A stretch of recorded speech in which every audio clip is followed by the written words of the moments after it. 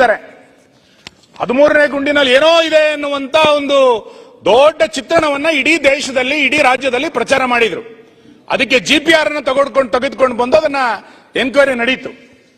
ನಾನು ನಿಮ್ಮ ತನಿಖೆ ಸತ್ಯಾಸತ್ಯತೆ ಬರಬೇಕಾ ಇದ್ರ ಬಗ್ಗೆ ನಾನು ಚರ್ಚೆಗಳನ್ನ ಮಾಡ್ಲಿಕ್ಕೆ ಹೋಗೋದಿಲ್ಲ. ಆದ್ರೆ ಆ ಮುಸುಕುದಾರಿ ನಿಮ್ಮ ಡಿಪಾರ್ಟ್ಮೆಂಟ್ಗೆ ಮಂಕು ಕರೆಯುವ ರೀತಿಯಲ್ಲಿ ಮಾಡ್ತಾ ಇದ್ದಾರೆ. ನೀವು ಮೊನ್ನೆ 0 ಅವರಲ್ಲಿ ರೈಸ್ ಮಾಡಿದಾಗ ಹೇಳಿದ್ರೆ ನಮಗೆ ಅವ್ರು ಎಷ್ಟು ಹೇಳ್ತಾರೋ ಅಂತೇಳಿ ಅಷ್ಟು ಗುಂಡಿಗಳನ್ನು ತೆಗಿಲಿಕ್ಕೆ ಆಗಲ್ಲ ಅನ್ನುವಂತ ಹೇಳಿಕೆಯನ್ನು ಸದನದಲ್ಲಿ ನೀವು ಮಾಡಿದಿರಿ. ಆದ್ರೆ ಇದು ಎಲ್ಲಿಯ ತನಕ ನಡೀತದಕ್ಕೊಂದು ಕಾಲಮಿತಿ ಇಲ್ವಾ? ನಮ್ ಡಿಮ್ಯಾಂಡ್, ಬಿಜೆಪಿ ಡಿಮ್ಯಾಂಡ್ ಮಧ್ಯಂತರ ವರದಿಯನ್ನು ಕೊಡಿ ಅಂತ ಈ ಊಹಾಪೋಹಗಳಿಗೆ ತೆರೆ ಎಳಿರಿ.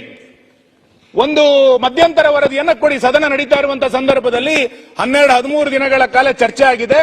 ಇಡೀ ರಾಜ್ಯದ ಜನ ಆತಂಕದಿಂದ ಶ್ರದ್ಧೆಯ ಮೇಲೆ ಧಕ್ಕೆ ಆಗಿದೆ ಅಂತೇಳಿ ಮಾತಾಡ್ತಿದ್ದಾರೆ. ರಸ್ತೆಗೆ ಬಂದಿದ್ದಾರೆ. ನೀವು ನೋಡಿ, 16-17 ಜಿಲ್ಲೆಗಳಲ್ಲಿ ಸಾವಿರಾರು ಜನ ರಸ್ತೆಗೆ ಬರ್ಲಿಕ್ಕೆ ಪ್ರಾರಂಭ ಮಾಡಿದ್ದಾರೆ.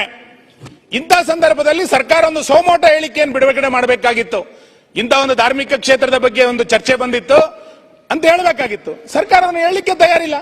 ಸರ್ಕಾರ ಅದನ್ನು ಮಾತಾಡ್ಲಿಕ್ಕೆ ತಯಾರಿಲ್ಲ. ನನಗೆ ಇವೆಲ್ಲದನ್ನು ನೋಡಿದಾಗ ಅನ್ಸುತ್ತೆ, ನಿಮ್ಮ ಸರ್ಕಾರದ ಸಹಾನುಭೂತಿ, ಗೃಹ ಇಲಾಖೆಯ ಸಹಾನುಭೂತಿಯ ಕಾರಣಕ್ಕೋಸ್ಕರನೇ ಇಷ್ಟು ದೊಡ್ಡ ಪ್ರಮಾಣದ ಅಪಪ್ರಚಾರಗಳು ನಡೀತಾ ಇದೆ. ಮುಂದೆಯೂ ಕೂಡ ನಡೆಯುವಂತ ಒಂದು ಹುನ್ನಾರವನ್ನು ನೀವೆಲ್ಲರೂ ಕೂಡ ಸೇರಿ ನಡೆಸಿದ್ದೀರಿ ಅಂತ. ಮಾನ್ಯ ಅಧ್ಯಕ್ಷರೇ, ನೀವು ನಮ್ಮ ಜಿಲ್ಲೆನವರು, ಧರ್ಮಸ್ಥಳದ ಬಗ್ಗೆ, ಪೂಜ್ಯ ವೀರೇಂದ್ರ ಹೆಗ್ಗಡೆಯವರ ಬಗ್ಗೆ ಮತ್ತು ಆ ಇಡೀ ಪರಿಸರದ ಬಗ್ಗೆ ಎಷ್ಟೊಂದು ಗೌರವದ ವಾತಾವರಣ ಇದೆ. ನೀವು ಮಾನ್ಯ ಗೃಹ ಸಚಿವರು ನಾನು ಕೇಳ್ತೇನೆ, ಕಳೆದ 15 ದಿನಗಳಿಂದ ಅಥವಾ 1 ತಿಂಗಳಿಂದ ಕೆಲವರ ಸೋಷಿಯಲ್ ಮೀಡಿಯಾಗಳನ್ನು ಓಪನ್ ಮಾಡಿ, ಕೆಲವು ಫೇಸ್ಬುಕ್ಗಳನ್ನು ಓಪನ್ ಮಾಡಿ, ಕೆಲವು ಯೂಟ್ಯೂಬರ್ಗಳನ್ನು ಓಪನ್ ಮಾಡಿ, ಧರ್ಮಸ್ಥಳದ ಮಂಜುನಾಥವನ್ನ ಫೋಟೋ ಹಾಕಿ ಎಷ್ಟು ಅವಾಚ್ಯವಾಗಿ ಮಾತಾಡಿದ್ದಾರೆ ನೋಡಿ. ಹಿಂದೂ ಧರ್ಮ, ಹಿಂದುತ್ವ ಮತ್ತು ಆ ಕುಟುಂಬವನ್ನ ಉದ್ದೇಶಿಸಿ ಎಷ್ಟು ಕೀಳಾಗಿ ಆ ಕ್ಷೇತ್ರದ ಬಗ್ಗೆ ಅವೇಳನಕಾರಿಯಾದಂತಹ ಮಾತುಗಳನ್ನು ಹೇಳಿದ್ದಾರೆ ಅಂತ ನೀವು ನೋಡಿ. ನಾನು ತುಂಬಾ ಉಲ್ಲೇಖ ಮಾಡ್ಲಿಕ್ಕೆ ಹೋಗಲ್ಲ. ಅವತ್ತು ಕೆಜಿಹಳ್ಳಿ ಡಿಜಿಹಳ್ಳಿನಲ್ಲಿ ಒಂದು ಗಲಾಟೆ ಆಯಿತು.